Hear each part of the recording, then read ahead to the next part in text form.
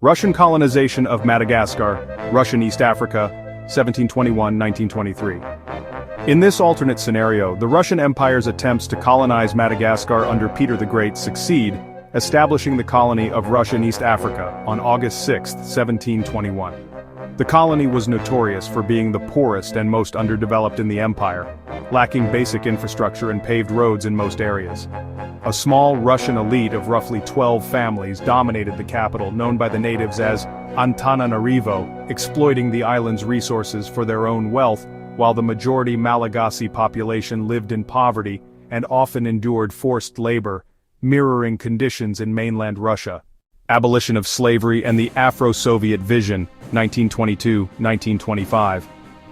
After the fall of the Russian Empire and the rise of the Soviet Union in 1922, Vladimir Lenin sought to end the oppression of Africans in Russia, known as the Afro-Soviets, who were frequently well-educated radicals opposing imperial rule.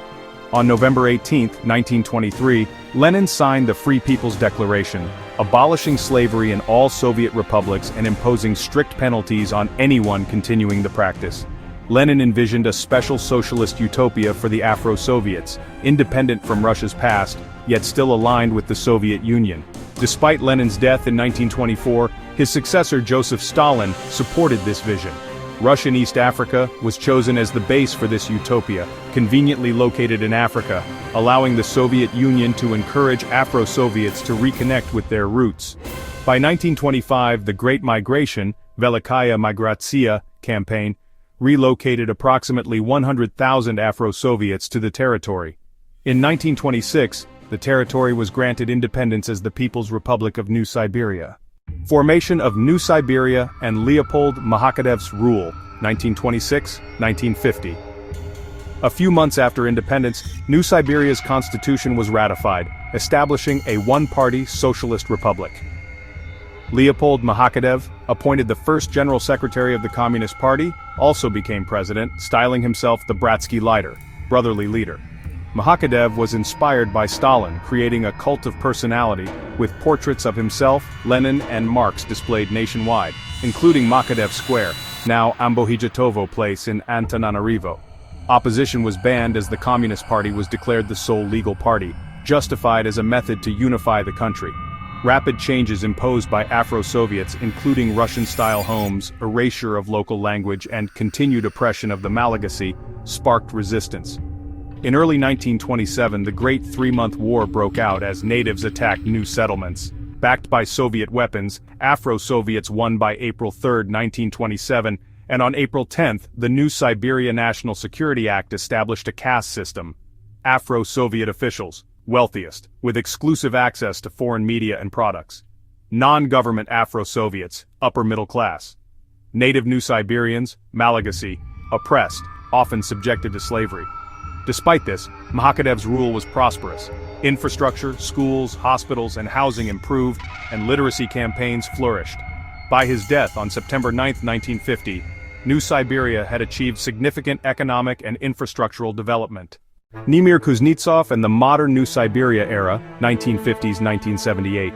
After Mhakadev's death, Nimir Kuznetsov succeeded him, initially promising reforms in his modern New Siberia speech. However, international observers soon discovered that the government was selling native tribal people as slaves to fund projects and export to Portuguese colonies. Kuznetsov denied these claims as foreign interference but imposed martial law, banning discussion of the controversy. The Afro-Soviets maintained wealth and privilege while natives lived in poverty. Ethnic tensions soared and an estimated 250,000 natives fled the island during this period. Dmitry Vassiliev and Novi Put reforms, 1978-1991. When Dmitry Vassiliev became General Secretary in 1978, he faced severe unrest and food shortages. Early reforms included ending 23 years of martial law, allowing native participation in regional politics, permitting private businesses and independent newspapers with political oversight, and moving toward a social democracy under the Novi Put, New Way, policy. New Siberia reached peak prosperity since Mhakadev's rule, though financial divides persisted. Vassiliev's ability to speak Malagasy increased his popularity, and in 1980, diplomatic relations with the United States boosted development.